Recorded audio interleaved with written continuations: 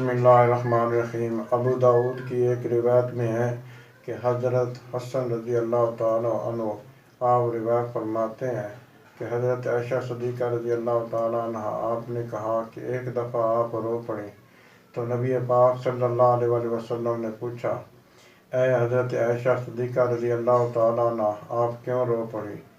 कहा, या हज़रत दोज़ख याद आ गई। ऐ नबी पाक सल्लल्लाहु अलैहि वसल्लम, क्या आप बरोज़े क़यामत अपने अहल को, अपने घर वालों को याद करेंगे? तो नबी पाक सल्लल्लाहु अलैहि वसल्लम ने इरशाद फरमाया, 3 मकामात ऐसे हैं जहाँ कोई किसी को याद नहीं करेगा। नंबर 1, जब इंसान का पुल सिरात से गुज़र होगा, यहाँ तक कि वो जान न ले कि वो कामयाब हुआ या नाकाम हुआ।